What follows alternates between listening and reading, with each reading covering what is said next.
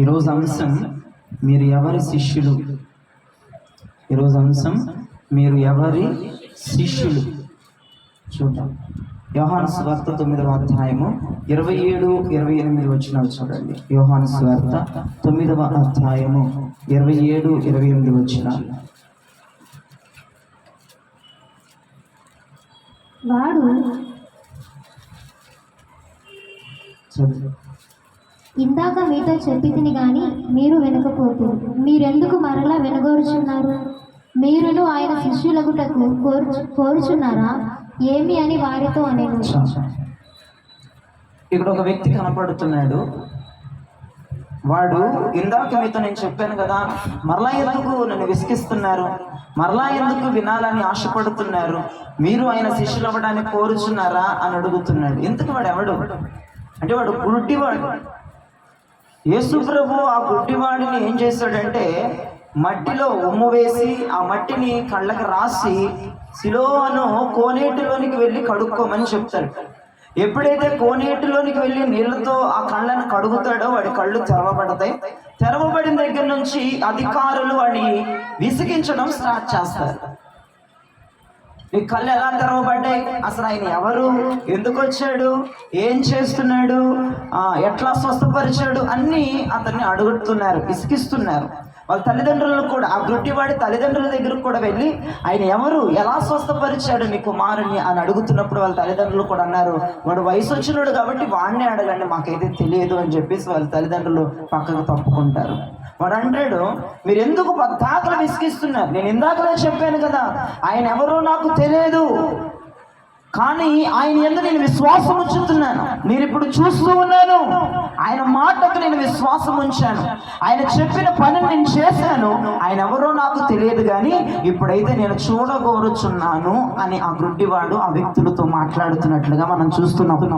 అయినప్పటికీ కూడా ఆ గుడ్డివాడిని విసిగిస్తా ఉన్నారు, హింసిస్తా ఉన్నారు. నువ్వు చెప్పు, అతను ఎవరు, ఎలా స్వస్థపరిచాడు, ఎలా స్టార్ట్ చేశాడు అని చెప్తున్నప్పుడు అప్పుడు అంటున్నాడు ఆ గుడ్డివాడు, వాడు ఇందాక మీతో చెప్పి తిని కానీ మీరు వినకపోతే మీరు ఎందుకు మరలా వినగోరుచున్నారు, మరలా ఎందుకు వినాలని ఆశపడుతున్నారు అని చెప్పి అంటాడు. మీరును ఆయన శిష్యులకు కోరుచున్నారా ఏమి అని వారితో చెప్తారు. మీరు నన్ను స్వస్థపరిచారు కదా, నా కళ్ళు తెరిపించాడు కదా, నన్ను గుడ్డితనం నుంచి విడిపించాడు కదా, ఈ చీకట్లో నుంచి బయటపడేశాడు కదా, మీరేమన్నా ఆయన శిష్యులు అవ్వడానికి అడుగుతున్నారు. ఈ మాటలన్నీ పదే అడుగుతున్నారు. ఎందుకు నన్ను పదే విసిగిస్తున్నారు? ఎందుకు? మీరేమన్నా ఆయన శిష్యులు అవుతారా అని అంటే వారు ఇచ్చిన సమాధానం చూడండి. కింద వచనంలో 28వ వచనంలో, అందుకు వారు నీవే వారి శిష్యుడువు, మేము మోషే శిష్యులము అని మాట్లాడుతున్నారు. మేము ఆయన శిష్యులు అవ్వడానికి మేమేమి ఇష్టపడట్లేదు, నువ్వే ఆయన శిష్యుడు, మేము మోసే శిష్యులము అని ఆయన మాట్లాడుతున్నాడు. అందుకే ఈ రోజు మెసేజ్ టైటిల్ ఏం పెట్టారంటే, ప్రభు మీరు ఎవరి శిష్యులు అని మాట్లాడుతున్నారు. వారు అంటున్నారు, మేము మోషేకి సంబంధించిన వారం, మేము మోషే కింద తర్ఫీదు పొందుతున్న వారం, మేము మోషే కింద ఉన్నవారం, మేము మోషే ధర్మశాస్త్రాన్ని అనుసరిస్తున్న వారం, మేము మోషే ధర్మశాస్త్రాన్ని తూచా తప్పకుండా పాటిస్తున్నటువంటి వ్యక్తులం, మేము మోషే శిష్యులం, నువ్వే ఆయన శిష్యుడివి అని మాట్లాడుతున్నారు. ఇప్పుడు ఇక్కడ ఇద్దరు శిష్యులు మనకు కనపడుతున్నారు. మోషేకి సంబంధించిన శిష్యులు కనపడుతున్నారు, యేసుకు సంబంధించిన శిష్యులు మనకు కనపడుతున్నారు. దేవునికి స్తోత్రం కలుగును గాక. మరి మీరందరూ ఎవరి శిష్యులు? మీ దగ్గరకు వస్తే వారు అంటున్నారు, మేమైతే మోషే శిష్యులము, నువ్వైతే ఆయన శిష్యుడివి అని వాళ్ళు మాట్లాడుతున్నారు. మరి మీరు ఎవరి శిష్యులు? ఈరోజు మీరందరూ మోషే శిష్యులా? ఇక్కడ ఉన్నవారందరూ కూడా యేసయ్య శిష్యులా? మీరు యేసు శిష్యులైతే ఎలా ఉండాలో తెలుసా? మీరు అట్లాగా ఉండాలి, అంత కఠినంగా, అంత పర్ఫెక్ట్గా ఉండాలి యేసయ్య శిష్యులైతే. ఆ గుడ్డివాడు అంటున్నారు, నువ్వే ఆయన శిష్యుడివి, నువ్వే ఆయన తరపున మాట్లాడుతున్నావు, నువ్వే ఆయన తరపున వాదిస్తున్నావు, ఆయన నేను విశ్వసించానని చెప్తున్నావు, నువ్వే యేసయ్య శిష్యుడివి, మేము మోసే శిష్యులమే. ఇంతకీ మోసే శిష్యులు ఎలా ఉంటారో చూద్దాం బైబిల్లో కల్లా. నిర్గమాకాండం 20వ అధ్యాయము 12వ వచనం నుండి చూడండి ఒకసారి. నిర్గమాకాండము 20వ అధ్యాయము 12 నుంచి చూడండి. నీ దేవుడైన యెహోవా నీకు అనుగ్రహించు దేశములో నీవు దీర్ఘాయుష్మంతుడు అగునట్లు నీ తండ్రిని నీ తల్లిని సన్మానించుము. నరహత్య చేయకూడదు, వ్యభిచరించకూడదు, దొంగిలకూడదు, నీ పొరుగువాని మీద అబద్ధ సాక్ష్యము పలుకకూడదు, నీ పొరుగువాని ఇల్లు ఆశింపకూడదు, నీ పొరుగువాని భార్యనైనను అతని దాసినైనను అతని ఎద్దునైనను అతని గాడిదనైనను నీ పొరుగువాని తగు దేనినైనను ఆశింపకూడదు అని చెప్పాను. దేవునికి స్తోత్రం కలుగును గాక. ఈ మోషే శిష్యులు ఎలాంటి వారు అంటే వారు దరిద్రులేం కాదు, వారు వాక్యం తెలియని వాళ్ళు కాదు, వారు వాక్య పండితులు వాళ్ళు చాలా వాక్య జ్ఞానం కలిగినటువంటి వ్యక్తి, ధర్మశాస్త్రం ముందు పట్టు కలిగినటువంటి వ్యక్తులు వారు వ్యభిచారం చేయరట, వారు దొంగతనం చేయరట, వారు అబద్ధములాడరట, వారు చాలా పర్ఫెక్ట్ గా ఉంటారు. మోషే శిష్యులు వారు పొరుగు వారిది ఏది ఆశించరంట, దేనికోసం కకృతి పడరంట. అటువంటి వారు మోషే శిష్యులు. మేము మోషే శిష్యులము, నువ్వు యేసు శిష్యుడు.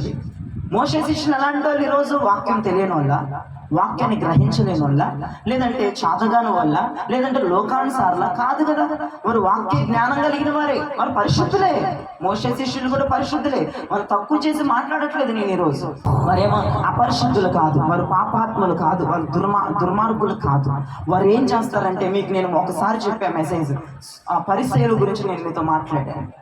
వారు చెప్తారే కానీ వారు ధర్మశాస్త్రం ముందు పట్టు కలిగిన వాళ్ళే, వారు ధర్మశాస్త్రం ముందు సమస్తము జ్ఞానవంతులే, వారు అన్నీ తెలుసు కానీ వారు చెప్తారే కానీ వారు చేయరు. అటువంటి వారు మోషే శిష్యులు. వారన్నిటిని పాటిస్తున్నవారు, వారన్నిటిని ఎరిగిన వారు. అసలు విశ్రాంతి దినం అయితే నుప్పు రవ్వ కూడా వెలిగించకుండా అంత పర్ఫెక్ట్ గా, అంత కరెక్ట్ గా మోషే ధర్మశాస్త్రములు ఏదైతే రాశాడో దానికి తగ్గట్టుగా జీవించేవారు మోషే శిష్యులు. ఇప్పుడు ఇంతకీ యేసయ్య శిష్యులు ఎలాంటి వారో నేను నీకు చెప్తానండి. ఈ మోషే శిష్యులు ఎలాంటి వాళ్ళు నేను నీకు చెప్పాను. ఆజ్ఞలన్నింటిని వారు పాటిస్తారు, బాగానే ఉంటారు చక్కగానే. వారు అపరిశుద్ధులు కాదు, వారు అవినీతిమంతులు కాదు, వారు అన్యాయస్తులు కాదు, వారు అన్నిటిలో పాలుభాగస్తులు అవుతున్న వారే, వారు విశ్రాంతి దినమును చక్కగా పాటిస్తున్న వారే, వారు సమస్తము కూడా ఆజ్ఞలన్నీ ఒకటి తర్వాత ఒకటి చేసుకుంటూ వారి జీవితంలో వస్తున్న వారే. మరి ఇప్పుడు యేసు శిష్యులు ఎవరో ఒక్కసారి చూద్దాం. యోహాను సువార్త 8వ అధ్యాయం 31వ వచనం చూడండి ఒకసారి.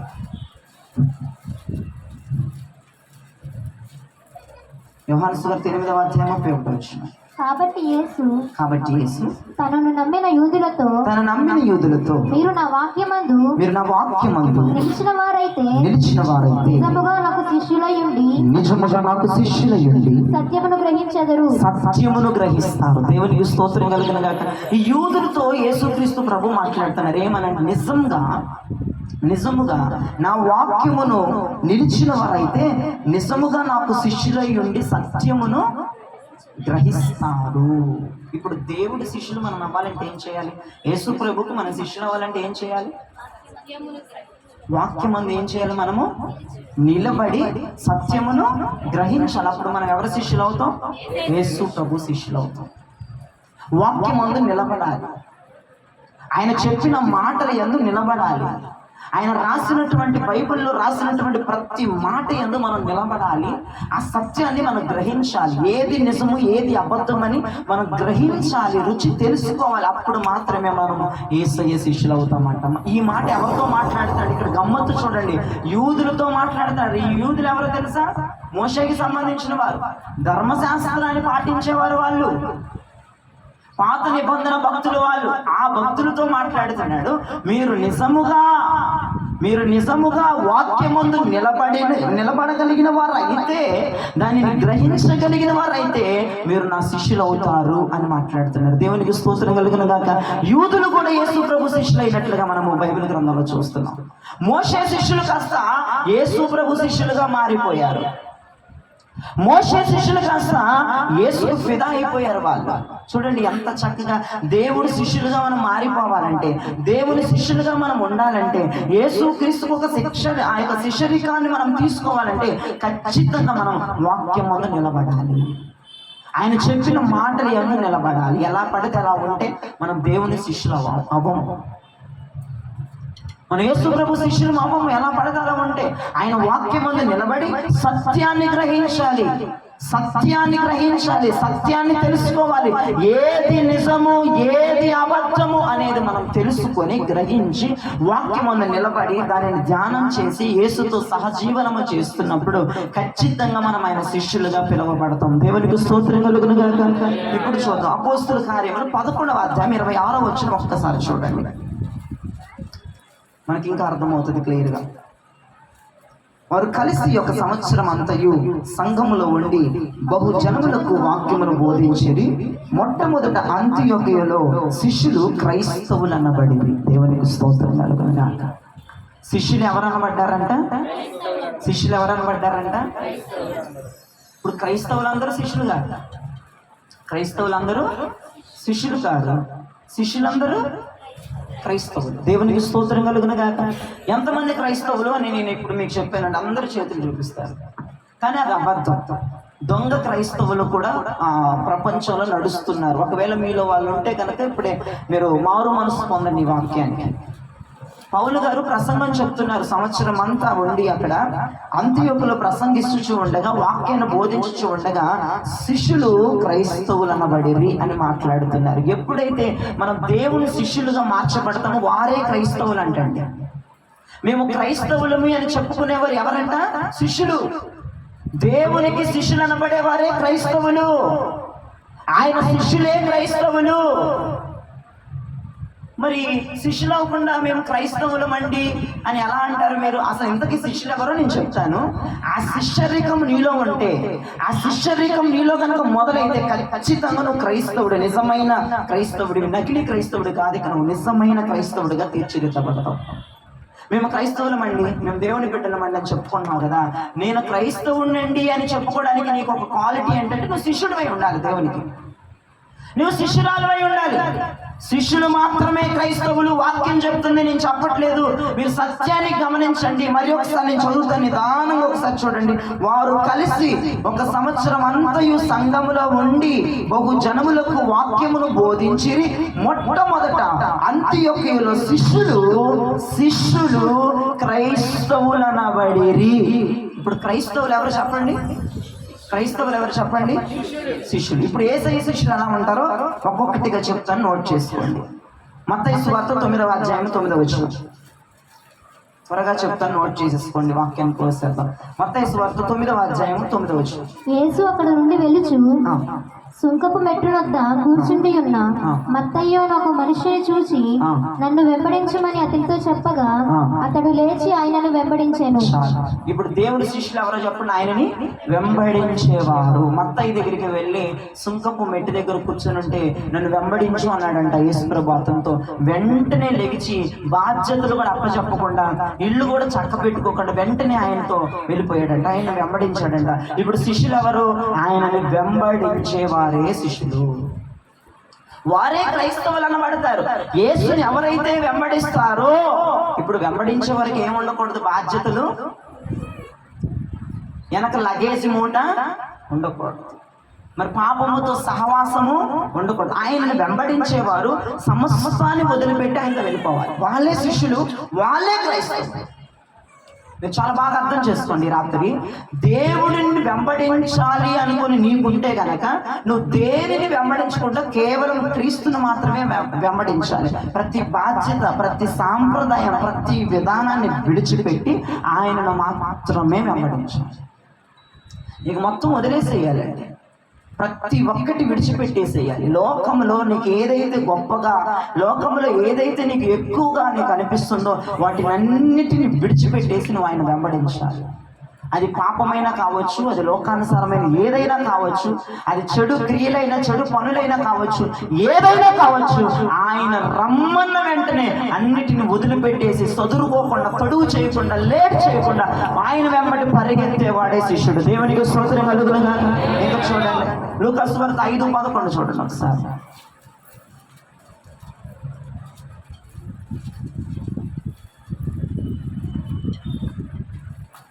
వారు దోణెలను దరికి చేర్చి సమస్తమును విడిచిపెట్టి ఆయనను వెంబడించేది.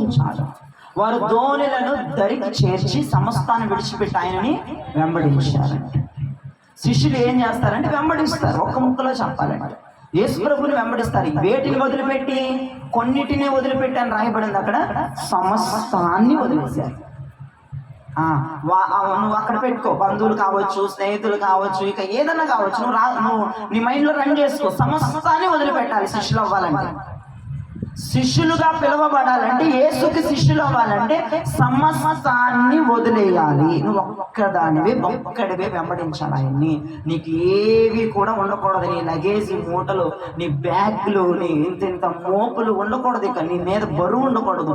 మొత్తాన్ని వదిలిపెట్టేసి, సమస్తాన్ని వదిలిపెట్టేసి, చిన్నది కూడా నీకంటూ ఉంచుకోకుండా మొత్తాన్ని విడిచిపెట్టి ఆయనను వెంబడించేవారే శిష్యులు.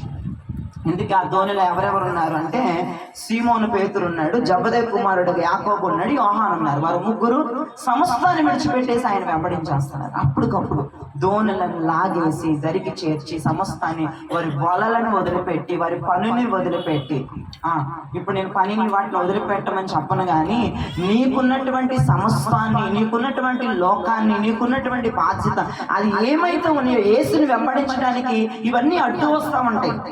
మన యొక్క బిహేవియర్ కావచ్చు, మన పద్ధతి కావచ్చు, మన మాట తీరులు కావచ్చు, మన ప్రవర్తన కావచ్చు, లేదంటే మనం లోకములో కొన్ని కలిగి ఉంటాం కదా, వాటిని బట్టి కావచ్చు, కొన్ని ఇబ్బందికరమైనటువంటి వాటిని బట్టి కావచ్చు, దేవుణ్ణి వెంబడించడానికి ఆ లగేజ్ అంతా ఉండకూడదు. ఆ లగేజ్ అంతా ఆ చెత్తబుట్టలో పడే చెత్తకుండులో ఇసిరి పడేసి ఓన్గా ఒంటరిగా సింగిల్గా ఆయనతో పరిగెత్తడమే శిష్యరికము. దేవునికి స్తోత్రం కలుగును గాక. సమస్తాన్ని విడిచిపెట్టేసి ఆయనను వెంబడించడమే శిష్యులు. ఆ శిష్యులే క్రైస్తవులు. ఇప్పుడు క్రైస్తవులు ఎవరు చెప్పండి? శిష్యులు. ఆ శిష్యులు ఏం చేస్తున్నారు చెప్పండి? వెంబడిస్తున్నారు. వేటిని వదిలిపెట్టి? సమస్తాన్ని వదిలిపెట్టి వెంబడిస్తున్నారు. వాళ్ళే శిష్యులు, వాళ్ళే క్రైస్తవులు. క్రైస్తవులు అనబడేవారు శిష్యులు. ఈ రోజు నుంచి మీరు అదొకటి బండ గుర్తు మీ మైండ్లో ఫిక్స్ అయిపోవాలి. అసలు క్రైస్తవులు అంటేనే శిష్యులు. శిష్యులు అంటేనే సమస్తాన్ని వదిలిపెట్టేవాళ్ళు. దేవునికి స్తోత్రం కలుగును గాక. చివరి మాట చూడండి, మత్తయి సువార్త 8:22 చూడండి. మత్తయి సువార్త 8:22. యేసు అతని చూచి, నన్ను వెంబడించుము, మృతులు తమ మృతులను పాతి పెట్టుకోనమని చెప్పాను.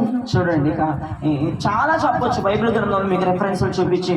అసలు శిష్యులు అంటేనే ఆయనను వెంబడించేవారు. యేసు అంటున్నాడు, వారి తండ్రి చనిపోతుంటే అయ్యా మృతులు పాతి పెట్టుకుంటారు, నువ్వు నన్ను వెంబడించాను. ఎంత కఠినమైన బోధ చేశాడు అక్కడ. తండ్రిని కూడా అంతిమ క్రియలను పూర్తి చేయకుండా, తన సమాధిలో పెట్టబడకుండా, తన మట్టి చేయబడకుండా, నువ్వు అతనికి వెళ్ళొద్దు, నువ్వు కొడుకు బాధ్యతలు తీర్చొద్దు, నువ్వు నన్ను వెంబడించు, చనిపోయిన వాళ్ళు పాతి పెట్టుకుంటారు, నువ్వు రా, నువ్వు జీవము కలిగిన వాడివి, నువ్వు నన్ను వెంబడించిన దేవుడు కఠినమైన బోధ అక్కడ చేశాడు. మరి మనం ఇంకా చిన్న విషయాల్లో కూడా మనం ఆయన వెంబడించకుండా ఉంటే ఎట్లాగంటే, చిన్న విషయాలు కూడా మన మీద వేసుకొని మనం భారంగా ఉండి దేవుడిని వెంబడించుకుంటే ఎట్లాగే క్రైస్తవ ప్రజలు అంత ఘోరమైనటువంటి బోధ చేశాడు. అయితే నువ్వు ఈ రోజు సహిస్తావా? నీ తండ్రో లేదంటే నీ తల్లో చనిపోతే నువ్వు వెళ్ళొద్దు, నన్ను వెంబడించు, అక్కడ చనిపోతే ఎవరో ఉంటారు, నీ బాబాయోలో, పిన్నోలో, చిన్నమ్మలో, పెద్దోళ్ళు, వాళ్ళు పాతి పెట్టుకుంటే నువ్వు వెళ్ళొద్దంటే నువ్వు దానికి సహిస్తావా? దానికి ఒప్పుకుంటావా? నువ్వు ఆ మాటకి ఒప్పుకోలేవు. నువ్వే కదా, నేను ఒప్పుకోలేను.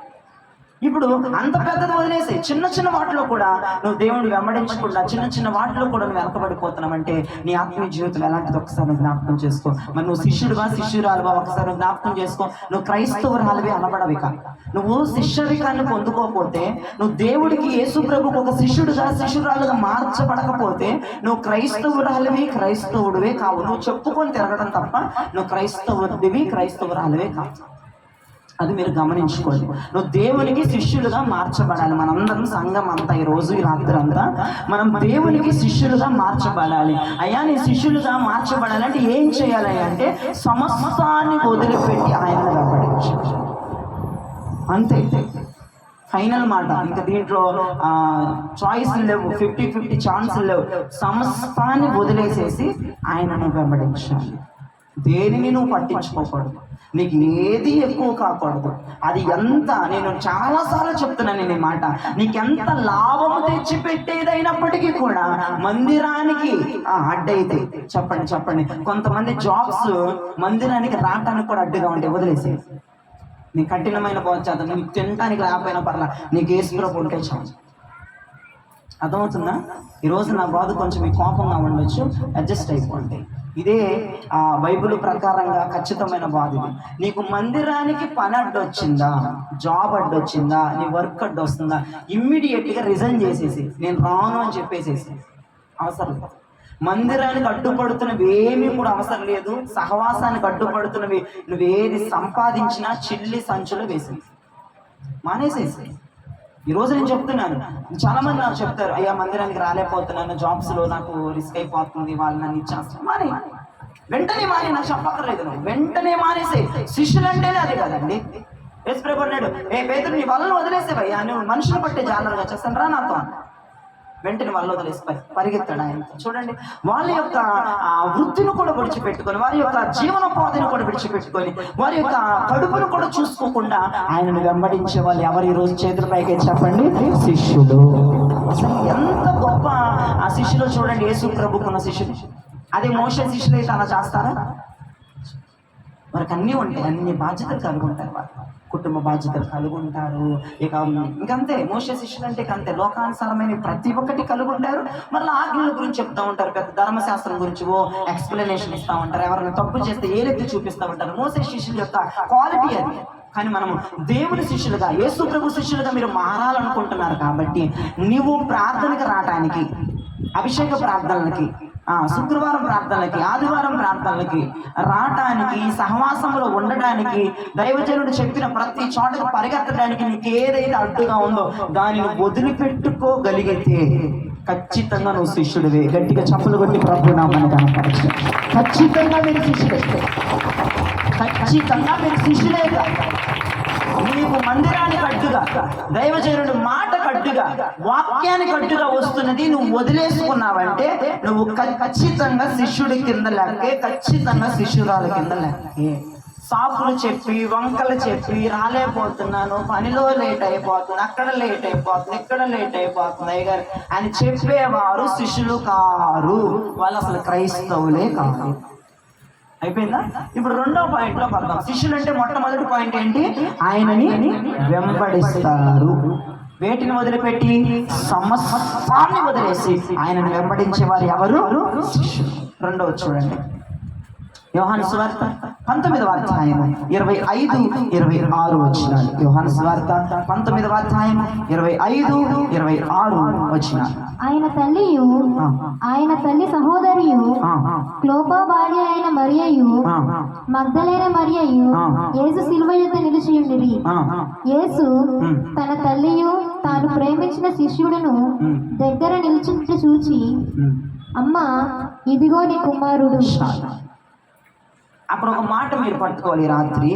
తాను ప్రేమించిన శిష్యుడు దగ్గర నిలిచి ఉండుట చూచి. శిలువ శ్రమల్లో ఎవరున్నారు అయ్య గారు? యోహాన్ గారు ఉన్నారు. ఆయన కొరడాలతో కొట్టేటప్పుడు, మీద ఉమ్మేసేటప్పుడు, ఆయన ఈడ్చుకెళ్ళేటప్పుడు, శిలువ మీద ఎక్కించేటప్పుడు ఎవరున్నారు చివరి వరకు? యోహాను ఒక్కడే ఉన్నాడు ఆయనతో. ఇది చాలా చక్కటి వాక్యం. ఇది యేసు తాను ప్రేమించిన శిష్యుడు దగ్గర నిలబడి. ఎక్కడున్నాడు యోహాను గారు? శిలువ శ్రమలలో అని చెప్పండి ఒకసారి గట్టిగా. ఆ శిష్యులు ఎక్కడుంటారు? శిష్యులు ఎక్కడుంటారండి? శ్రమ వస్తే ఆ దూరం పారిపోయేవాళ్ళు శిష్యులా? శ్రమను చూసి భయపడే వాళ్ళ శిష్యులా? సిలువను చూసి భయపడే వాళ్ళ శిష్యులా? చాలా మంది బోధ చేస్తున్నారంట సిలువను శ్రమ అని చెప్పేసి. శ్రమ, ఆ శ్రమలో పాలుభాగస్తుడు అయ్యేవాళ్ళేగా శిష్యులు. ఆయన గాయముల్లో పంచుకునేవారేగా శిష్యులు. ఆయన కొరడాలతో కొన్ని పంచుకునే వాళ్ళేగా శిష్యులు. ఆయన రక్తపు మడుగులో కొట్టుకుంటుంటే ఆయనతో పాటు చివరి వరకు ఆ మార్గంలో నడిచేవాడేగా శిష్యుడు. యోహాను భయపడ్డా? మిగతా శిష్యులకు పారిపోయాడా? ఇంటికి వెళ్ళిపోయాడా? లేదు. సిలువ మార్గములో ఉన్నది యోహాను, సిలువ శ్రమల్లో ఉన్నది యోహాను. దగ్గర నుంచి అతను రక్తము కార్చుచుండగా చూసి అతని గాయములను పట్టుకొని అన్ని విధాలుగా ట్రై చేసింది యోహాను. ఎంత గుండె తరుక్కుపోయి ఉంటుంది యోహానుకు, ఒక్కసారి జ్ఞాపకం చేసుకోండి. ఎంతో ఇష్టంగా శిష్యుడిగా మారాడు. యేసు ప్రభు చాలా ప్రేమించాడండి యోహానుని. అక్కడ మాట నేను మరలా చదువుతాను చూడండి. తాను ప్రేమించిన శిష్యుడు దగ్గర నిలిచి ఉంది. తాను ప్రేమించిన శిష్యుడు ఎవరు? అతను యేసు క్రీస్తు. ప్రేమించాడంట యోహాను. అంత ప్రేమకు, అంత ప్రాణం కంటే ప్రాణంగా ప్రేమించుకున్నారు ఒకరికొకరు. అలా కొడతంటే, అలా రాళ్లతో కొడతంటే, ముసుగేసి కొడతంటే, కొరడాలతో కొడతంటే, ఉమ్ము వేస్తుంటే ఆ శిష్యుడు చూడలేక గుండె పగిలిపోయేలా ఏడిచాడు ఆయన చూసి. భయంకరమైనటువంటి రోదన చేశాడు ఆయన చూసి. భయపడలేదు, యేసు శిష్యులని చెప్పుకోవడానికి భయపడలేదు, దాక్కోలేదు, పరిగెత్తలేదు. సిలువ శ్రమలలో, సిలువ మార్గములో ఆయన రక్తములు కారుతుండగా, ఆయన రక్తములు పాలుభాగస్తుడై, ఆయన గాయాలు దగ్గరుండి చూసి, ఆయనకు ఉమ్మి వేస్తుంటే దానిని కూడా దగ్గరుండి చూసి, సిలువెక్కిస్తుంటే దానిని కూడా దగ్గరుండి చూసి, ఆయన కన్నీటిలో పాలుభాగస్తుడై రోదన, వేదన చెందుతూ ఆయన మరణించేంత వరకు సిలువ మార్గములు, సిలువ శ్రమల్లో ఉన్నాడు శిష్యుడు. దేవునికి స్తోత్రం కలుగును గాక. ఈ రోజున నేను ఒక మాట చెప్తున్నాను, చాలా జాగ్రత్తగా అర్థం చేసుకోండి. శిష్యులు సిలువ మార్గములో ఉంటారు, శిష్యులు సిలువను ఎత్తుకుంటారు, శిష్యులు శ్రమలలో పాలి భాగస్తులు అవుతారు. వాడే శిష్యుడు, మిగతా ఎవరు శిష్యులు కాదు. నాకు శ్రమలు రాకూడదు అనేవారు శిష్యులు కాదు, నాకు శ్రమలు వద్దు అనేవారు శిష్యులు కాదు, నాకు శ్రమలు వద్దయ్యా నాకు ఆశీర్వాదమే కావాలి అన్నవారు మోషే శిష్యులు. నాకు శ్రమలే కావాలయ్యా, ఆయన శ్రమ పడ్డాడు, ఆయన శ్రమలు నేను పాలిభాగస్తున్నాడు, అంతకంటే నాకు మహాభాగ్యం అనుకునే వాళ్ళు యేసయ్య శిష్యులు. దేవునికి స్తోత్రం కలుగును గాక. వారు మాత్రమే యేసు శిష్యులండి.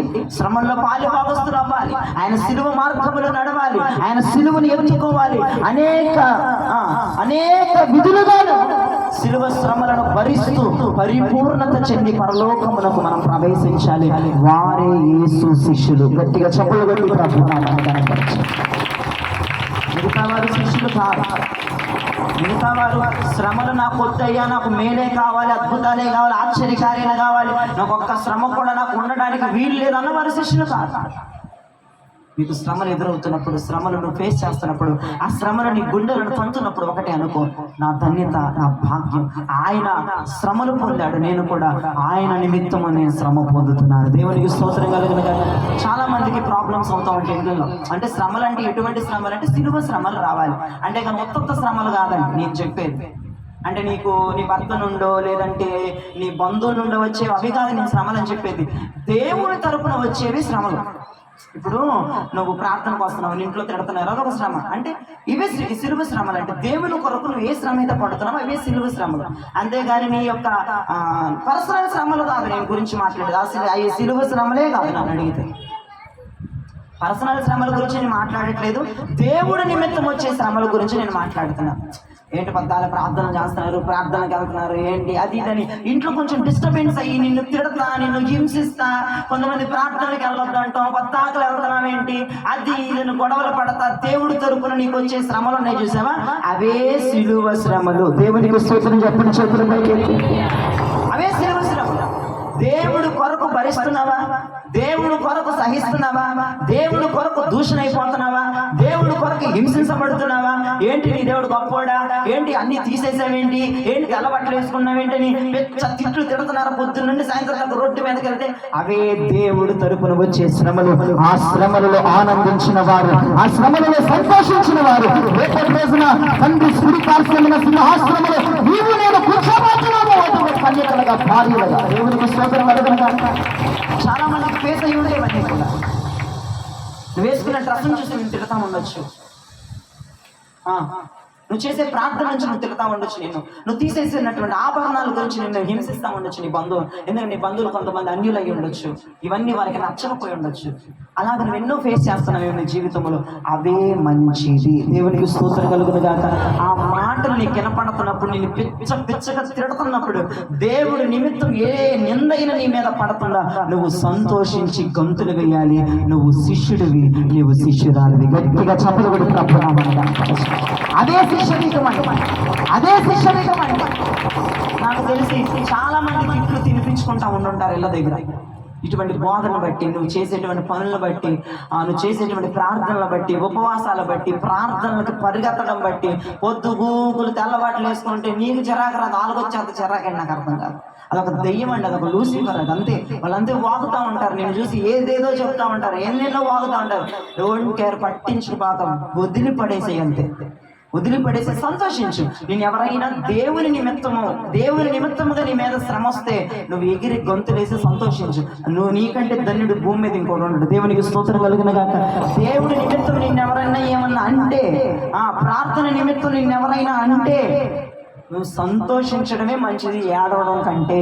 ఎందుకంటే నువ్వు అప్పుడే దేవుడు శిష్యుడుగా మారిపోయావు. దేవునికి స్తోత్రం కలుగును గాక. అది పాయింట్. ఇంకోటి చూడండి, ఇంకో పాయింట్ లోకి వచ్చేద్దాం. ఫస్ట్ దేవుడి శిష్యులు అంటే ఎవరు? వెంబడించేవారు. దేవుడి శిష్యులు అంటే ఎవరు? సిలువ శ్రమల్లో పాలుభాగస్తులు అయ్యేవారు. ఇప్పుడు మూడో స్టెప్కి వచ్చేద్దాం. ఇక యోహాను సువార్త 14వ అధ్యాయము 26వ వచనం. యోహాను సువార్త 14వ అధ్యాయము 26వ వచనం. ఆదరణకర్త అనగా తండ్రి నా నామమున పంపబోవు పరిశుద్ధాత్మ సమస్తమును మీకు బోధించి నేను మీతో చెప్పిన సంగతులన్నింటినీ మీకు జ్ఞాపకము చేయును. దేవునికి స్తోత్రం. ఆదరణకర్త యేసు ప్రభు వారు ఆరోహణమయ్యేటప్పుడు తన శిష్యులకి దగ్గర నుంచోబెట్టుకొని చెప్పిన మాట, నేను వెళ్ళుట మంచిది, నేను వెళ్ళిపోతే మీ కొరకు ఆదరణకర్త వస్తాడు. దేవునికి స్తోత్రం కలుగును గాక.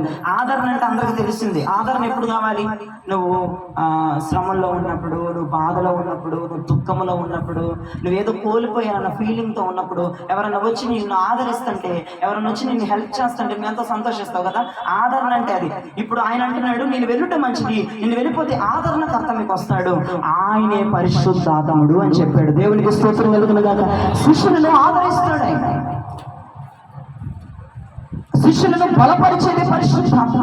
ఆ పరిశుద్ధాత్మ మీ మీదకి వస్తుంది, మీరు శక్తి పొందుతారు అన్నాడు. వచ్చిన లేదు అపోస్తలుల కార్యాలు 2లో వెంటనే వచ్చి చూడండి. ఒకసారి ఆ మాట చెప్పినప్పుడు వారు వెళ్ళిపోయి 10 రోజులు ప్రార్థన చేస్తూ ఉన్నప్పుడు నిజంగా అటువంటి ఆదరణకర్త వారిని దర్శించింది, వారిని బలపరిచింది. చూడండి 2వ అధ్యాయం 1, 2, 3, 4 వచ్చిన త్వరగా చదవండి. పెంతెకోస్తు పండుగ దినము వచ్చినప్పుడు అందరూ ఒక చోట కూడి ఉండిరి.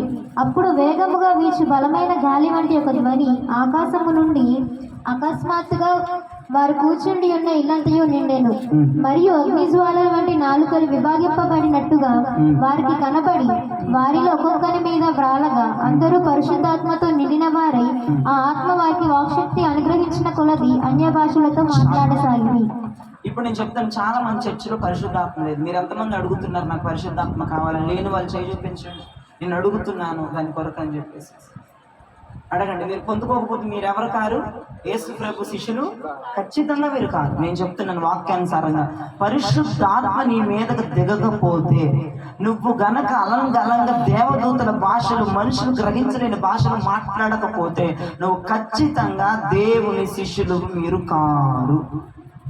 వల్ల గుద్ది చెప్తున్నాను ఈ మాట. మీరు ఖచ్చితంగా దేవుడి శిష్యులు కాదు. మీరు అప్పటికీ క్రైస్తవులు కారు. మీరు చెప్పుకొని తిరగడం తప్ప మీరు క్రైస్తవులే కారు, పరిశుద్ధాత్మ చేత నింపబడకపోతే.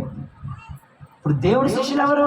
పరిశుద్ధాత్మతో నింపబడేవారు. ఆదరణకర్త, ఆదరించేవాడే పరిశుద్ధాత్ముడు. వారి మీద దిగొచ్చాడంట. 10 రోజులు ఉపవాసం ఉండి ప్రార్థన చేశాడు. మరి ఎంతమంది ఉపవాసం ఉండి ప్రార్థన చేస్తున్నారు పరిశుద్ధాత్మ కోసం? అసలు పరిశుద్ధాత్మ పొందుకోవాలన్న కసి రోషం నీకుందా? లేదు నీకు. ఉంటే దాని కొరకు ఉపవాసాలు నువ్వు ప్రకటించుకొని ఆ వారంలో ఇన్ని దినాలు పరిశుద్ధాత్మ కొరకు నేను ప్రార్థించాలి అన్నటువంటి కసి, రోషం, మంట, వైరాగ్యం నీలో కలిగింది. నీలో అది లేదు. శుక్రవారమే వస్తుంది, ఆదివారమే వస్తుంది, ఇంటికి వెళ్ళిన తర్వాత కొన్ని గంటలు వస్తుంది, తర్వాత పోతుంది. పరిశుద్ధాత్మ గురించి అడిగే వాళ్ళైతే ఇప్పుడు పాటికలను పొందేసుకుంటావు పరిశుద్ధాత్మ. వాళ్ళు అడుగుతున్నారు 10వ రోజు దిగిపోయిందని పరిశుద్ధాత్మ. నువ్వు ఎన్ని సంవత్సరాల నుంచి అడుగుతున్నావు, ఇంకా రాలేదేంటి పరిశుద్ధాత్మ? ఇంకా ఎందుకు రాలేదండి? చెప్పండి నాకు, మరి ఆన్సర్ చెప్పండి. నువ్వు సరిగ్గా అడుగుతున్నావు? అసలు అడగట్లేదు. ఏదో ఫార్మాలిటీ కోసం నార్మల్గా 1-2 గంటలు ప్రార్థనలో ఉన్నప్పుడు అడుగుతావు. నీకు ఇంటికి పోయినాక నీకు అసలు చేమకుంటున్నట్టు కూడా ఉండదు. పరిశుద్ధాత్మ లేదన్న బాధ కూడా నీలో ఉండదు. కొంతమంది అభిషేకం పొందుకొని భాషను మాట్లాడుతుంటే ఏడవాళ్ళు సిగ్గు తెచ్చుకోవాలి నిలబడిన వాళ్ళు. నేను ఎందుకు పొందుకోలేకపోతున్నా? నాలో ఏ లోపం ఉంది, నాలో ఏ తప్పు ఉంది? నువ్వు దేవుడు శిష్యులుగా మార్చబడరండి పరిశుద్ధాత్మ పొందకపోతే.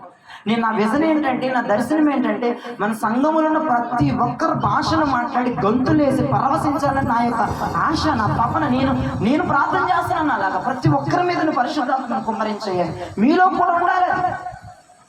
ఇళ్ళకి వెళ్ళిన తర్వాత కూడా అడగాలి, వేదన చెందాలి, బాధపడాలి, ఆత్మ కొరకు రోదన చేయాలి. మీకు విషయం చెప్పనా, పరిశుద్ధాత్మ పొందాలంటే నలుగురితో కలిసి గట్టిగా చప్పట్లు కొట్టాలి, నలుగురితో కలిసి నాట్యం ఆడాలి. నువ్వేమి చేయకుండా మెల్లమెల్లగా కొట్టి నీ బాడీ కూడా ఊపకుండా ఉంటే నీకు ఇంట్రెస్ట్ లేదని లెక్క. నీకు ఉనికి కానీ పట్టు కానీ ఇంట్రెస్ట్ కానీ ఉంటే గట్టిగా కేకలేయడం నేర్చుకోమని చెప్తే నెత్తి నోరు కొట్టుకుంటాను నేను. అందుకే అభిషేకం ఫ్లో అవుతున్నప్పుడు గట్టిగా చప్పట్లన్న కొట్టు, గట్టిగా నీకు భాష రాకపోతే స్తోత్రం గట్టిగా కేకలే నాట్యమాడు, పరవశించుకో, లేనమైపో ఆరాధనలో. అప్పుడు ఎందుకు రాదండి పరిశుద్ధాత్మ నీ మీదకి? నువ్వేమి లేకుండా శరీర సంబంధంగా ఉండి కళ్ళు తెరిసి కాసేపు అటు ఇటు తిరిగి ఎవరన్నా కదులితే మళ్ళీ కళ్ళు తెరవడం, చిన్నగా చప్పట్లు కొట్టడం, కాళ్ళు కదపకుండా నిలబడడం, ఇంత గట్టిగా దైవజనుడు గొంతు చించుకొని అరుస్తుంటే కొంత శబ్దం కూడా చేయకపోవడం, పరిశుద్ధాత్మ వస్తుందంటాం నీ మీదకి? మాత్రం రాదు నీ మీద. ఇదిగో ఇక్కడ కొంతమంది మీద పరిశుద్ధాత్మ దిగినప్పుడు కొంతమంది కేకలు పెట్టి గొగ్గోలు పెట్టి కింద పడి కొట్టుకుంటారు కదా, అప్పుడు ఆ సమయంలో ఆ క్రమంలో నువ్వు కూడా గట్టిగా ఫోర్స్తో గట్టిగా చప్పట్లు కొట్టి నాచమాడి గెంతులేసి హల్లెలూయా స్తోత్రం దిగిరాని కేకలు పెడితే ఎందుకు రాడండి ఆయన? నీలో ఆ మంటేది, నీలో కసేది. ఇప్పుడు నేను చూస్తాను మెసేజ్ అయిన తర్వాత అలా వైరాగ్యం ఏంటంటే మొత్తం అంతా దద్దరిల్లిపోను కేకలు పెడుతుంటే అప్పుడు ఎందుకు రాదండి పరిశుద్ధాత్మ నీ మీదకి? ఆ రోద నీలో కనపడట్లా, ఆ కసి నీలో కనపడట్లా, ఆ మంట నీలో కనపడట్లా. పరిశుద్ధాత్మ కనుక నీ మీదకి రాకపోతే నువ్వు ఎవరి శిష్యులుగా మిగిలిపోతావు? మోషే శిష్యులుగానే మిగిలిపోతావు. వాళ్ళు ఏమి లేదు, వాళ్ళకి ఏంటో చెప్తారు కానీ ఉత్తి మాటలన్నీ ధర్మశాస్త్రం అది ఉంది ఇది ఉంది వేలు పెట్టి చూపించేవాళ్ళు మోషే శిష్యులు. ఎంతసేపు నువ్వు తప్పు చేసావు, విశ్రాంతి దినం ఎందుకు తింటున్నారు, విశ్రాంతి దినం ఎందుకు వెళ్తున్నారు, దేవుడి మీద కూడా అన్న వాళ్ళు మోషే శిష్యులు దేవుణ్ణి కూడా దూషించిన వాళ్ళు. మనం ఎవరి శిష్యులో చెప్పుకోను. మరి నీకు ఆత్మ లేదు, సిలువ శ్రమలు లేవు, వెంబడించడం లేదు, మూటలన్నీ భుజాల మీద ఎత్తుకున్నావు, బాధ్యతలన్నీ నీ మీదే ఉన్నాయి, వదిలేయమంటే వదిలేయవు. ఇంకేమైనా చెప్పుకుంటే నేను దేవుడి బిడ్డలు అండి, మేము క్రైస్తవులు అండి అని నల్ల బైబిల్ అక్కడ పట్టుకొని చెప్తే సరిపోద్దండి. శిష్యులే క్రైస్తవులు. నేను చెప్తున్నాను కదా, శిష్యులే క్రైస్తవులు. ఆ శిష్యులకున్న క్వాలిటీసే నేను ఇప్పుడు చెప్తున్నా. వెంబడిస్తారు, సిలువ శ్రమలు కోరుకుంటారు, పరిశుద్ధాత్మతో నింపబడతారు, భాషలు మాట్లాడతారు, దర్శనాలు చూస్తారు, పరవశిస్తారు. వారే యేసు ప్రభు శిష్యులు, మిగతా వారు శిష్యులే కారు. మరి ఇప్పుడు ఇక్కడ సంఘంలో ఎంతమంది యేసు ప్రభు శిష్యులు ఉన్నారు, ఎంతమంది మోషే శిష్యులు ఉన్నారు? ఒక్కసారి మీ మనసాక్షికి నేను వదిలేశాను, టెస్ట్ చేసుకో. మీ మనసాక్షికి వదిలేశాను నేను. ఇప్పుడు మీ అవన్నీ ఉన్నాయా? వదిలేసి ఆయన పరిగెడుతున్నారా? సమస్తాన్ని వదిలేసి పరిగెడుతున్నారా? ఏది కూడా నీకు ఎక్కువ కావట్లేదు. అయితే నువ్వు దేవుడి శిష్యుడివే, యేసుప్రభు శిష్యుడు నువ్వైతే, కరెక్ట్గా ఆయన శిష్యుడు నువ్వైతే. సిలువ శ్రమలు, ఆయన శ్రమలు ఆనందిస్తున్నావా? ఇంకా కరెక్ట్గా నువ్వు దేవుడి శిష్యుడివే. ఇంకా అది కూడా కాదు, అన్య భాషలతో నింపబడి దర్శనాలు చూసి అనర్గళంగా పరలోక రాజ్యములకు ఎక్కుతూ దిగుతూ ఆత్మలు పరవశిస్తూ గంతులు వేసి హుషారుగా ప్రవచిస్తూ ఉన్నావా? నువ్వు ఖచ్చితంగా యేసుక్రీస్తు శిష్యుడు. ఇక పరిశుద్ధాత్మ లేకుండా ఆయన వెంబడించకుండా సిలువ శ్రమలు కోరుకోకుండా ఉన్నవారు మొత్తం కూడా మోషే శిష్యులతో సమానం. మీరు ఇక మీకే వదిలేసారు, మీరు జ్ఞాపకం చేసుకోండి. పరిశుద్ధాత్మతో నింపబడండి. దేవునికి స్తోత్రం కలుగును గాక. నేను చెప్పాను కదా, పరిశుద్ధాత్మతో ఎలా నింపబడతారు? ప్రార్థనకు రావాలి, సహవాసంలోకి రావాలి, గట్టిగా నీ యొక్క సహోదరులు కేకలు పెడుతుంటే నువ్వు కూడా వారితో కలిసి, వారు పెట్టేటువంటి వారు మాట్లాడే మాటలు నీకు రాకపోవచ్చు, ఆ భాష నీకు రాకపోవచ్చు, స్తోత్రం అనేది వస్తుందిగా, హల్లెలూయా అనేది వస్తుందిగా, యేసయ్య అనేది వస్తుందిగా, దిగిరాయి అనేది వస్తుందిగా, పరిశుద్ధాత్మ నీకు మాటలన్నీ నీకు వస్తాయిగా. ఆ మాటలన్నా కొంచెం గట్టిగా బిగ్గరగా తెలిసేటట్టుగా 10 మందికి వినిపించేటట్టుగా అరవచ్చు కదా. అంత నామూషి ఎందుకు, అంత సిగ్గెందుకు? అలా సిగ్గుపడి నామూషిపడి మొహమాట పడితే ఖచ్చితంగా పరిశుద్ధాత్మ నీకు ఒకసారి జ్ఞాపకం చేస్తాను, వినండి. ప్రార్థన వాక్యం అయిన తర్వాత అరవండి, రోదన చేయండి, కేకలు పెట్టండి అంట. ఒక్కళ్ళు కూడా గట్టి తెరిచి ప్రార్థన చేయండి. నిజంగా నేను ప్రతి వారం నేను గమనిస్తూనే ఉంటాను. రోదన చేయండి, ఏడవండి, గట్టిగా ఒక్కళ్ళ మాట కూడా నాకు ఇక్కడ వినపడదు, ఇక్కడికి కూడా వినపడదు నాకు. మీరు ఏమని అరుస్తున్నారు, మీరు ఏం గురించి ప్రార్థన చేస్తున్నారు, ఇక్కడికి కూడా రాకపోతే పరలోకం ఎట్లా చేరిద్దండి మీ మాట? ఎలా వెళ్తుంది అనుకుంటున్నావు పరలోక రాజ్యం? నీ యొక్క వాయిస్ గట్టిగా కేకలేయండి. వారు మాట్లాడుతుంటే వినండి. అపోస్తులందరూ అన్య భాషలు మాట్లాడుతుంటే కింద వినపడుతున్నాయంట. గుర్తుపెట్టుకో, వాళ్ళందరూ విసిపోయి పొంగిపోతున్నారండి. ఎక్కడో మేడ గది మీద మాట్లాడుతుంటే కింద వేల మంది ప్రజలు కనపడుతుందంట వాళ్ళ గొంతు. అరవాలండి, కేకలు పెట్టాలండి, దిగిరా ప్రభా, దిగిరా ప్రభా. నీకు ఒక విషయం చెప్తున్నా, గుడ్డివాడు అరవకపోతే దేవుడు ఆగేవాడా? యేసు ప్రభువు ఆగి అతన్ని ముట్టేవాడా? దావీదు కుమారుడా నన్ను కరుణించు అని కేకలు పెట్టకపోతే ఆగేవాడా? చాలా మంది ఇలా బోధ చేస్తారు, గట్టి గట్టిగా అరుస్తున్నారేంటి? అల్లరి కర్త పరిశుద్ధాత్ముడు, అల్లరి కర్త కాదు కదా, అలా అరుస్తారంటే సంత వీధుల్లో లాగా స్లోగా చేయాలి, మనసులో చేయాలి, అసలు నిశ్శబ్దంగా చేయాలంటారు. పనికి మాలిన బోధ. నేనైతే చెప్తున్నా, అది పనికి మాలిన బోధ. చెప్పే బోధ అసలు మీరు వినొద్దు. ఆ గుడ్డివాడు గనక కేకలు పెట్టకపోతే, అరవకపోతే దేవుడు నిలబడి అతన్ని చూసి అతన్ని బాగుపరిచేవాడు కానే కాదు. మరి స్లోగా చేయాలా, గట్టిగా చేయాలా? ప్రార్థన గట్టిగా చేయాలి, గట్టిగా కేకలు వేయాలి, రోదనతో గుండెలు బాదుకొని గట్టిగా ప్రభుని పిలవాలి. అదృష్టమైన ఆత్మ అప్పుడు నీలో చొరబడిపోతుంది. నువ్వేం చేస్తున్నావు అప్పుడు నీకు అర్థం. అలా ట్రై చేసి చూడండి, ప్రయత్నం చేయండి. నువ్వు దేవుడి శిష్యుడుగా, దేవుడి శిష్యుడుగా నువ్వు మారాలంటే పరిశుద్ధాత్మ పొందాలి. పొందకపోతే చాలా కష్టం. రెండోది చూద్దాం, మళ్ళీ 4వ చూద్దాం. ప్రకటన గ్రంథం 4వ అధ్యాయము 1-2 వచనాలు. ఇక నేను ముగించేశాను. ప్రకటన గ్రంథం 4వ అధ్యాయము 1-2 వచనాలు. ఈ సంగతులు జరిగిన తరువాత నేను చూడగా, అదిగో పరలోకమందు ఒక తలుపు తెరవబడి ఉండెను. మరియు నేను మొదట వినిన స్వరము భూరధ్వని వలె నాతో మాట్లాడగా వింటిని. ఆ మాట్లాడిన వాడు, ఇక్కడికి ఎక్కిరమ్ము, ఇక మీదట జరగవలసిన వాటిని నీకు కనపరుచదిన నేను. వెంటనే నేను ఆత్మవశుడనైతిని. అదిగో పరలోకమందు ఒక సింహాసనం. అక్కడ యోహాను గారి గురించి మనం వింటున్నాం. యోహాను గారు ఎక్కడికి ఎక్కెళ్ళారంట? పరలోకానికి ఎక్కెళ్ళారు. ఎలాగా? ఆత్మవశుడై.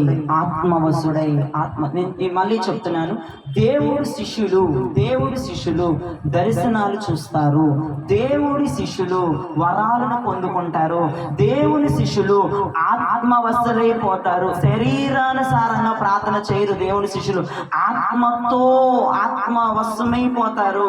ఈ ఆత్మ పరలోకానికి వెళ్ళిపోతుంది, పరలోకమున మహిమ చూస్తుంది, పరలోకమున దర్శనాన్ని చూస్తుంది, పరలోకమున తేజస్సు చూస్తుంది. ఒక్కసారి గనక పరలోకమున తేజస్సు చూస్తే ఈ భూమి మీద ఏదైనా నీకు ఇష్టమవుతుందేగా? ఏది నీకు ఒక పెంటతో సమానంగా చూస్తావు భూమి మీద నువ్వు. ఆ యొక్క దేవుని శిష్యులు, యేసు ప్రభు శిష్యులు అలానే ఉన్నారు. వారు వరాలతో నింపబడ్డారు, పరలోకం మాటికి వెళ్ళిపోయేవాళ్ళు. పేతురు గారు కూడా ఆకలి ఆయనకు బాగా. ఒక రోజు అన్నం కూర ఏమో అవ్వాల, వారి బంధువులేమో, వారి యొక్క తల్లిదండ్రులేమో లేట్ అయిపోతుంది అక్కడ. అయితే పైకి వెళ్ళాడు ప్రార్థన చేయడానికి. ముద్దెక్కితే మోకారించి చేతులు పైకి ఎత్తాడండి. వెంటనే అంత ఆకలితో ఉన్నాడు. ప్రార్థన వస్తుందా? మెంటలు వచ్చేది, చిరాకు వచ్చేది, కడుపులో ఎలకలు పరిగెడతాయి. అప్పుడు ఎవడన్నా ప్రార్థన చేస్తాడా? అన్నం ఎప్పుడైతే అన్నం అయ్యిందా కొంటాడు, 10 నిమిషాలు అవని, అరగంట అవని, అదైనా కూర్చొని ప్రార్థన చేస్తాడు నిదానంగా. కానీ పేతురు గారు అలా కాదు. మోకరించి ఆ ఆకలి మంట మీద, ఆ కసి మీద మోకరించి ప్రార్థన చేస్తే వెంటనే ఆత్మవశుడిపై దర్శనం చూసేశాడంట. దేవుని శిష్యులు వాళ్ళండి, మోకరించగానే దర్శనాలు చూస్తారండి, మోకరించగానే ఆత్మవశులైపోతారండి, పరలోకం వెళ్ళిపోతారు. వాళ్ళు శరీరం ఇక్కడే ఉంటది, ఆత్మ పరలోకం వెళ్ళిపోతారు. యేసు ప్రభు శిష్యులు ఒక్క మాటలు చెప్పనా, ఇక ఆయనే వారికి ప్రపంచం, ఇక ఏది వారికి ప్రపంచం కాదు. దేవునికి స్తోత్రం కలుగునుగాక. వారు దేన్నైతే వదులుకొని వచ్చారో మరలా వారి జీవితంలో దాని దగ్గరికి వెళ్ళలేదు. వారు దేన్నైతే విడిచిపెట్టి వచ్చారో దాన్ని వాళ్ళు టచ్ చేయలేదు. ఆ బంధువుల ఇంటికి వెళ్ళాల, తన తల్లిదండ్రుల ఇంటికి వెళ్ళాల, మరలా వదిలేసిన పని చోటికి వెళ్ళాల. పేతురు గారు మరలా వలలు పట్టుకున్నారని చూపించింది నాకు బైబిల్. మరలా వెళ్ళాడు, మరలా చేపలు పట్టాడు, దేవుడు శిష్యుడిగా మారిన తర్వాత మరలా తన వృత్తి చేశాడని చూపించండి నాకు బైబిల్. వదిలేశారు, వెంబడిస్తున్నారు, వదిలేశారు, సిలువ శ్రమలను కోరుకున్నారు, సమస్తాన్ని వదిలేశారు, పరిశుద్ధాత్మ చేత నింపబడ్డారు, సమస్తాన్ని వదిలేశారు, ఆత్మవశమై పరలోకానికి వెళ్ళిపోయి వస్తున్నారు. దేవునికి స్తోత్రం కలుగునుగాక. దేవుని శిష్యులకి ధ్యాస ఏంటంటే యేసు యేసు యేసు యేసు, ఇదే ధ్యాస వాళ్ళది, ఇంకొక ధ్యాసే వాళ్ళకు ఉండదండి. ఇక ఆయన ప్రపంచం శిష్యులకి, ఆయన లోకం. సంతోషించిన ఆయనలోనే సంతోషిస్తారు, గెంతులేసిన ఆయనలోనే, పార్టీ అయిన ఆయనలోనే, సంతోషమైన, ఎంజాయ్మెంట్ అయిన, సుఖమైన, నష్టమైన, శ్రమైన, దుఃఖమైన ఏదైనా ఆయనలోనే చేశారు. కానీ బయటకు వచ్చి ఏది వారు చేయలేదండి. వారే దేవుని శిష్యులు. గట్టిగా చప్పలు కొట్టుకున్నప్పుడు నా మన శుభలుగా కనపరచండి. దేవునికి స్తోత్రం కలుగును గాక. హల్లెలూయా. ఇప్పుడు దేవుని శిష్యులు ఎవరో చెప్పండి, గట్టిగా చెప్పండి. రెండవదిగా, మూడవదిగా, నాలుగవదిగా ఆత్మవశమైపోయి పరలోక దర్శనాలు చూసేవారు, పరలోకం వెళ్ళిపోయేవారు. దేవునికి స్తోత్రం కలుగును గాక. జ్ఞాపకం చేసుకోండి, దేవుని శిష్యులు ఎవరంటే ఆయనను వెంబడించేవారు. దేవుని శిష్యులు ఎవరంటే సిలువ మార్గాల్లో నడిచేవారు. దేవుని శిష్యులు ఎవరంటే పరిశుద్ధాత్మతో నింపబడి అన్య భాషలు మాట్లాడేవారు. దేవుని శిష్యులు ఎవరంటే ఆత్మవశమైపోయి పరలోక దర్శనాన్ని, పరలోకాన్ని చూసి వచ్చేసేవాళ్ళు. దేవునికి స్తోత్రం కలుగును గాక. వారే దేవుని శిష్యులు అనబడతారు. వారే క్రైస్తవులు అనబడతారు. క్రైస్తవులు ఎవరు? ఇప్పుడు చెప్పండి, క్రైస్తవులు ఎవరు? క్రైస్తవులు ఎవరు? శిష్యులు. శిష్యులు ఏమైపోతారు? ఇప్పుడు వెంబడించేస్తారు, ఆత్మ పొందుకుంటారు, సిలువ శ్రమలో పరిగెట్టేస్తారు, ఆత్మవశం అయిపోతారు వీళ్ళు. ఇప్పుడు ఈ 4 క్వాలిటీస్ నీలో లేవనుకో, ఇప్పుడు ఎవరు మోషే శిష్యులు. ఏం ఉండదు మీలో, అంతా ఏదో వేరేటి చూపిస్తామంట. వాడు తప్పు చేశాడు, వీడు తప్పు చేశాడు, అయ్యగారు చెప్పారు, ఆడ చేసాడు, అయ్యగారు చెప్పాడు, వీడు ఇది చేశాడు, అయ్యగారు మొన్న చెప్పాడు, వీడు చేయలేదు, ఆడు చేయలేదు, వీడు చేయలేదు, నీకెందుకు? అట్లాంటి వాళ్ళే మోషే శిష్యులు. వాళ్ళు పొద్దున్న లేచి సాయంత్రం దాకా ఏసై శిష్యుల మీదే కన్నేసేవాళ్ళు, ఏసై మీద కన్నేసేవాళ్ళు. ఎక్కడ ఏం చూసినా అది తప్పు అనేవాళ్ళు. తీసుకెళ్లి సమాజ మందిరం నిలబెట్టేవాళ్ళు, గోల చేసేవాళ్ళు. వాళ్ళకి తెలిసిందే అదేండి. వాళ్ళు ఏంటి అనుకుంటున్నారు, వాళ్ళు మోషే శిష్యులు. కానీ యేసు ప్రభు శిష్యులకు అటువంటి బుద్ధులు ఇవ్వండి. అస్సలు వాళ్ళు ఉన్న సిచ్యువేషన్లో కనుక నువ్వు ఉంటే ప్రపంచం అంతా మారిపోతుంది. దేవునికి స్తోత్రం. నువ్వు ఉన్న ఏరియా మారిపోతుంది. ముందర ప్రపంచం గురించి పక్కన పెట్టు, నువ్వు ఉన్న ఏరియా మారిపోతుంది. ముందర నువ్వు గనక శిష్యులు లాగా నువ్వు ఉంటే, అటువంటి రోషం, కసి, మంట కనుక నీలో రాగలిగితే ఖచ్చితంగా నువ్వు ఆయన శిష్యుడిగా మార్చబడగలవు. దేవునికి స్తోత్రం. ఈ వాక్యమును దేవుడు దీవించి మీ వినికిడిని ఆశీర్వదించి ఫలింపచేయును గాక.